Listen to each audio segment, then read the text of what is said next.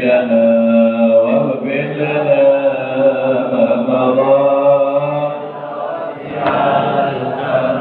يا نفس لا تقنطي من زلة عزمت إن الكبائر في الغفران كالأممين يا ربي مصطفى بلغ مقاصدنا واغفر لنا ما مضى يا واسع الكرم اللهم صل وسلم وبارك عليه وعلى آله. Assalamualaikum warahmatullahi wabarakatuh. Bismillah walhamdulillah wassalatu wassalamu ala rasulillah Sayyidina Muhammad abdillah wa ala alihi wa sahbihi wa mawalah la hawla wa la quwwata illa billah. Yang sama-sama kita hormati sahibul majlis, orang tua kita Bapak Haji Khair Biya beserta keluarga besarnya.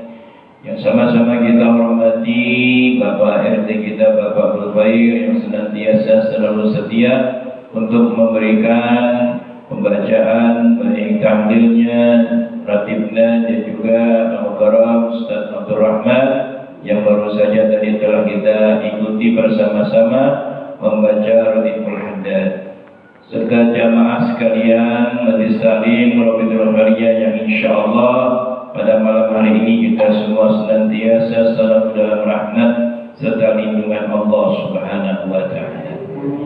Puja puji syukur mari kita panjatkan kepada Allah Subhanahu wa taala yang mana pada malam hari ini kita dapat kembali hadir melangkahkan kedua kaki kita, mengayunkan kedua tangan kita yang pertama adalah semata-mata menggugurkan kewajiban kita sebagai seorang muslim, yaitu menuntut ilmu. Yang kedua adalah menjalin silaturahim, dan yang ketiga tujuan kita adalah untuk mempererat tali ukhuwah Islamnya kita. Tentunya dengan segala doa dan harapan mudah-mudahan hadirnya kita di tempat ini Allah panjangkan umur kita, Allah sehatkan zahir batin kita, Allah tetapkan iman Islam kita serta ditambahkan ketaatan kita, dan mudah-mudahan mendapatkan ilmu yang manfaat sehingga kita bisa amalkan dalam kehidupan kita sehari-hari. Amin ya rabbal alamin.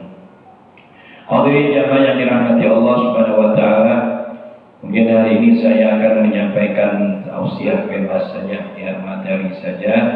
Ya, tidak membaca kitab dulu karena ini adalah malam keempat. Ya, dari sini saya langsung ke Pondok Kelapa.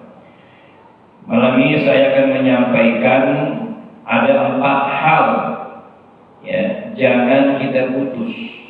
Ya, jangan kita putus, mana jangan kita tinggalkan. 4 nih. Kalau bisa jangan sampai ditinggalkan. Jangan sampai putus. Apa itu? Yang pertama adalah sholat. Ya, sholat. Sebagaimana sudah kita dengar, bagaimana makna daripada hakikat sholat. Karena sholat itu merupakan satu kewajiban yang harus kita kerjakan.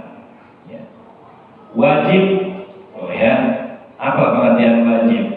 Dikerjakan mendapat pahala, ditinggalkan mendapat dosa. Wajib tuh.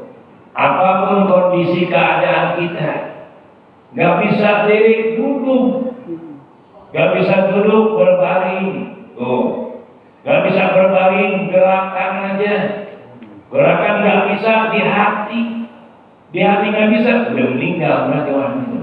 Sholatin dan ya, makanya segeralah kita selagi bisa sholat di belakang imam. Jangan sampai nanti kita sholat disolatin di depan imam. Nah, itu mati. Orang cerdas kan begitu, ya. Dia betul-betul memanfaatkan untuk sholat. Karena keistimewaan sholat itu sudah banyak kita dengar juga, baik di Al-Quran maupun dalam hadisnya Rasulullah Sallallahu Alaihi Wasallam. Bahkan hukumannya pun Jelas tuh. Man taraka sholata muta'ammidan yang kita baca dalam kitab Tamil Ghafilin, ya, kajian kita. Ya, Tamil Ghafilin itu di bab pertama, di bab awal siksaan tentang orang yang ninggalin sholat dengan sengaja. Man taraka sholata muta'ammidan faqad jahara kafarun. Siapa orang yang ninggalin sholat dengan sengaja terang-terangan, nggak ada ujur syar'inya dalam hukum fikih, hati-hati, sungguh dia telah kafir terang-terangan. Jangan main-main. Ya. Ini bilang nggak saya nih, ya. Jangan pada yang buset, buat buset, ngerumit ya Allah. Coba, mumpung gitu loh. As-sholatu imaduddin, kata Nabi, sholat itu tiangnya agama. Wa man aqamaha aqamaddin. Siapa orang yang mendirikan sholat berarti dia telah menegakkan tiang agama Allah. Sebaliknya kata Nabi, wa man taraka faqad hadamaddin. Siapa orang yang ninggalin sholat dia berarti telah menghancurkan tiang agama Allah Subhanahu wa taala. Kalau dalam hukum Islam sholat itu digambarkan apa? Ya, tiang. Tiang tuh rumah kalau nggak ada tiang sebagus apapun roboh. Jadi benar-benar sangat dibutuhkan. Ya sangat diharuskan kita untuk mengerjakan sholat 5 waktu. Inna sholata kanat 'alal mu'minina kitaban mawquta. Jelas loh. Allah suruh kita sholat ya subuh, zuhur. Udah jangan melampaui batas. Nah subuh 8 rakaat. Subuh kadang-kadang kesiangan. Subuh kesiangan, johor kerepotan, asar di perjalanan, maghrib kecapean, isya ketiduran. Habis itu. Ya Allah, waktunya udah subuh jam 7 terus. Emang begitu? Jangan. Yang bisa begitu Pak Ustaz, kita mah jam 7, itu mah duha. Masuk sama ayam. Tuh ayam tuh kalau kita tahu ini, itu ulkurullah.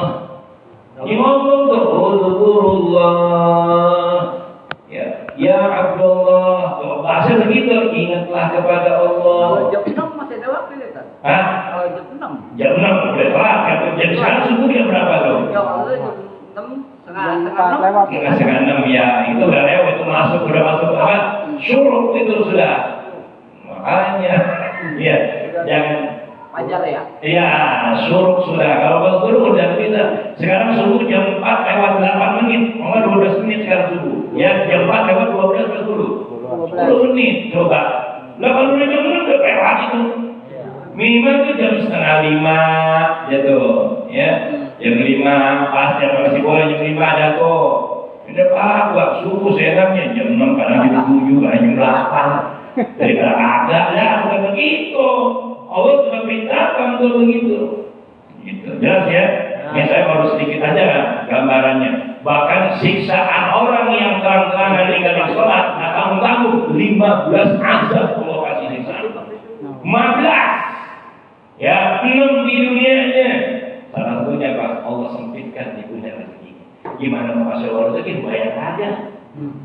Nah, kita bisa baca tuh, Rabbil firli warhamni wajburni warfa'ni warzuqni wahdini wa'afini wa'afani. Saya ngerasain deh. Gak usah jauh-jauh, gak usah orang yang saya, jadi ngerasain ya Allah. Sholat benar ada jalannya, pintu rezeki itu semua sholat itu. Ya, cuma kan kita kadang-kadang nggak paham. Ya enak aja ninggalin sholat, apalagi Jumatan 3 kali boleh lah.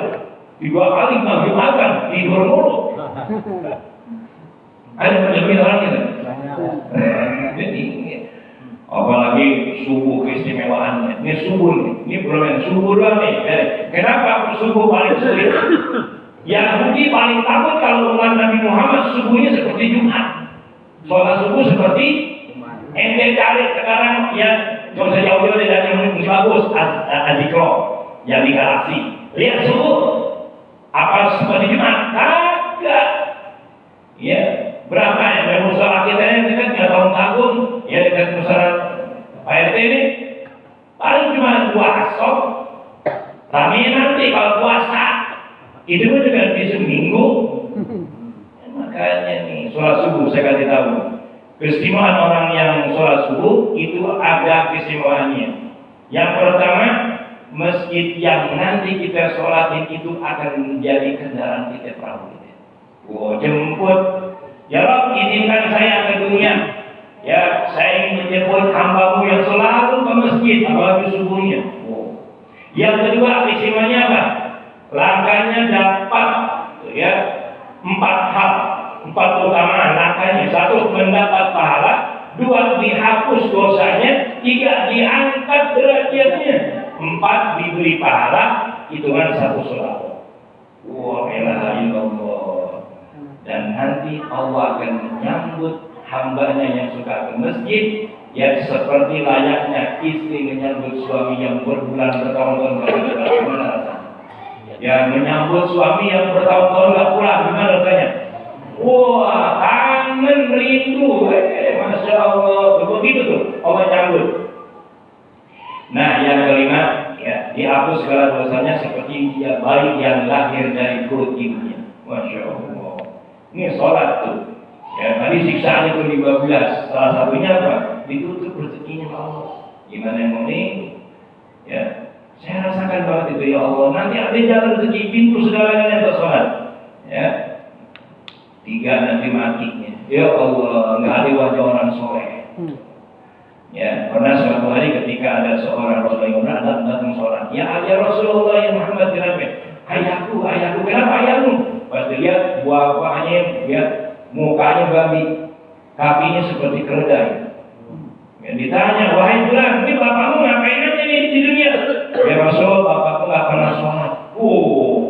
Nggak pernah sholat. Isyhadu, kata Nabi, saksikan, inilah keadaan orang. Ketika sudah dimandiin, mau disolatin, lagi disolatin, tuh gerak tuh kayak kapan nih.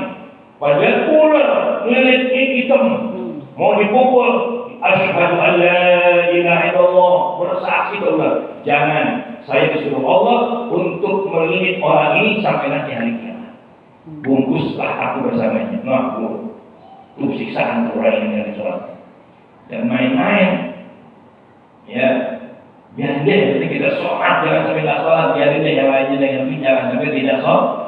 Nanti di kuburnya digencet, hancur tulang dan dagingnya, berserakan. Sebuah nama aku ini mencoba mati. Lihat orang-orang yang nggak pernah sholat tuh, ketahuan mukanya juga beda. Orang yang suka dulu tuh enak dilihatnya, Masya Allah. Apalagi wafatnya di masjidnya lagi sujud, lagi imam, ya Allah, kan ada tuh, ya ada tuh ya lagi imam, ya Allah panggil. Dan mudah-mudahan ya kita berharap wafat dalam keadaan husnul khotimah. Apalagi ya kita tidak pernah tinggalin sholat di waktu. Yang kedua, jangan kau putus dari baca Quran. Baca Quran, ya jangan musiman aja Quran. Ya balik baca 2 ayat, 2 lembar, 3 ayat, selembar, 2 lembar, baca Quran. Karena itu akan menjadi syafaat buat kita nanti di yaumil qiyamah. Kata Nabi, al-kubur, jangan menjadikan kuburan rumahmu sepi.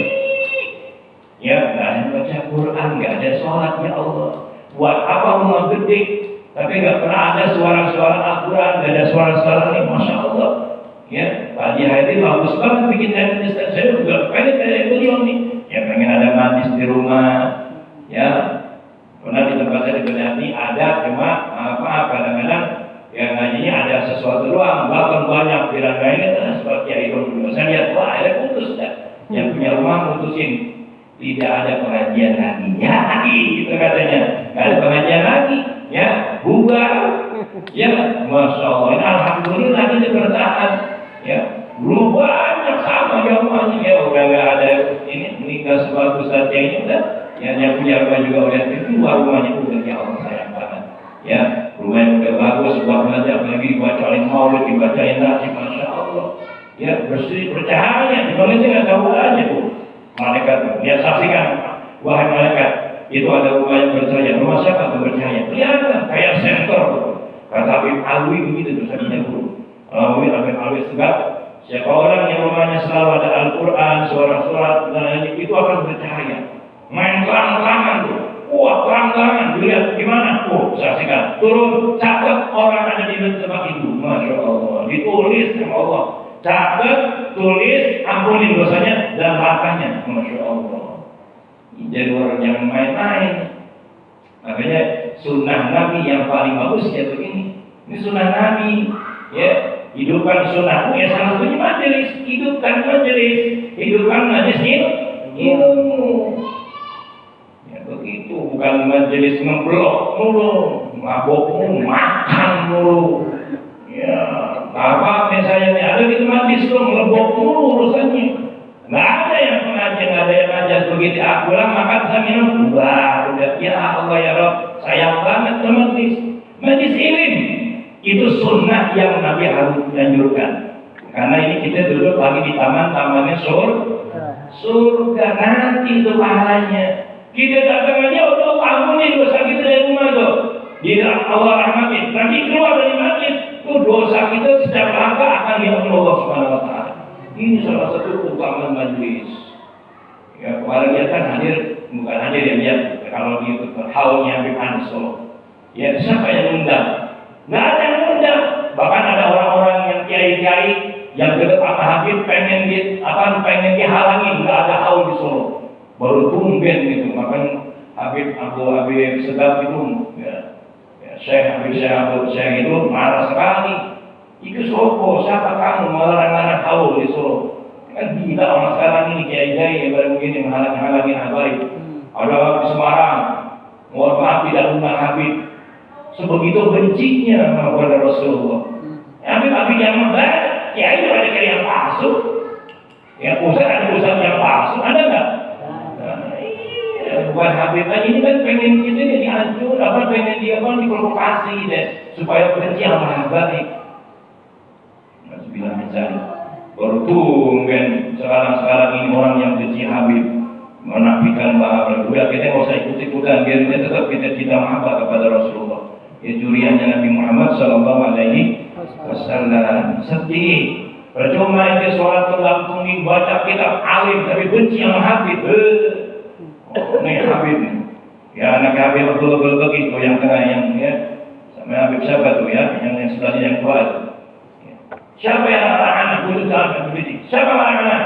Wah pada takut semua. Saya punya ami Habib Muhammad Ali terus mimpi ketemu Rasulullah apa ini?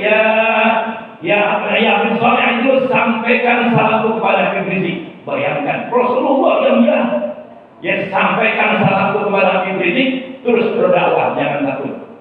Biarlah yang aku sayangi cucuku. Nah, begitu. Merinding saya ini, masya Allah. Ya keluarga orang alim semua tuh. Ya. Bin Muhammad Balbagi, itu anaknya Abdul Rahman Balbagi, alim semuanya. Tidak ikut-ikutan ya mencapai Rizik. Hati-hati kata Selawali Abdurrahman Sedap, orang yang benci sama zuriat nanti punya muka biru, mukanya biru, biru mukanya biru, bukan biru jelek gitu, kayak orang kena jantung. Itu benci itu salah penyakitin. Kalau memang ada Habib yang gitu, kita nggak usah ngomong, diam aja udah. Lah Habib kalau berlaku mabok-mabokan judi, sadar jadi durian Nabi lagi ikut-ikutan mabok-mabokan, mampus kita. Ini siapa kita? Begitu siapa kita? Siapa yang durian Nabi? Kalau begitu udah nggak usah ikutin, gitu aja. Ya jangan jadi contoh. Walaupun dia durian Nabi, kalau ini udah kita jauhin, menjauh saja gitu, bukan dicaci, bukan ini, jangan. Ya, itu jadi masalah kita kembali dari baca Quran. Yang ketiga, jangan kau putus dari berzikir. Zikir. Ya ayyuhalladzina amanu dzkurullaha dzikran katsira. Kita berzikir. Ada wiridnya, ada namanya Ratibul Haddad. Itu juga zikir. Ada Ratibul Atwas, ada Ratibul Latif. Ya lagi baca-baca zikir lain. Silakan baca. Itu zikir kita. Ya fazakir. Ya berzikirlah kalian. Ya, sebagai sebagai tanpa mukminin, sebagai manfaat bagi orang-orang yang beriman. Silahul mukmin. Orang yang berzikir itu senjatanya orang beriman, berzikir. Nah, yang keempat, jangan kau putus dari silaturahim. Ya, la yadkhulul jannah illa, ya, tidak akan masuk surga kecuali orang yang qati' rahim, memutuskan tali silaturahim. Ya, termasuk kita silaturahim. Ya, kita saling berkasih sayang, duduk bersama-sama, masya Allah. Ini salah satu amalan kita. Ya, kenapa keutamaan orang yang silaturahim? Kata Nabi apa? Dipanjangkan umurnya, dimurahkan rezekinya, dijauhkan dari bala musibah. Masya Allah, manfaat silaturahim.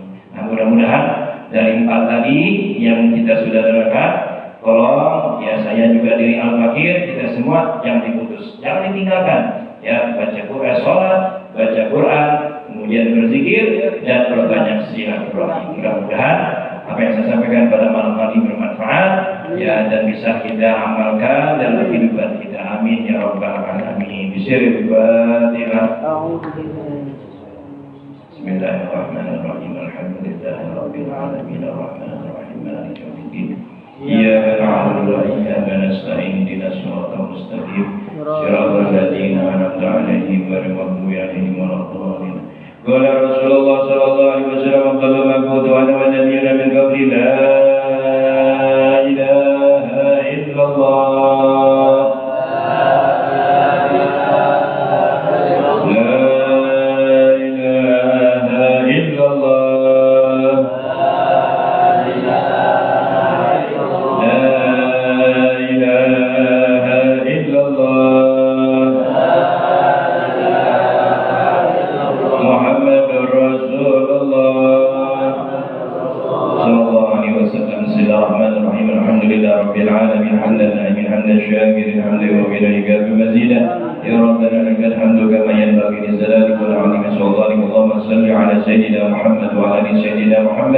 اللهم أغننا بالعلم وزينا بالعلم وأكرمنا بالتقوى وجملنا بالعافية برحمتك يا أرحم ربنا آتنا في الدنيا حسنة وفي الآخرة حسنة وقنا عذاب النار والحمد لله رب العالمين.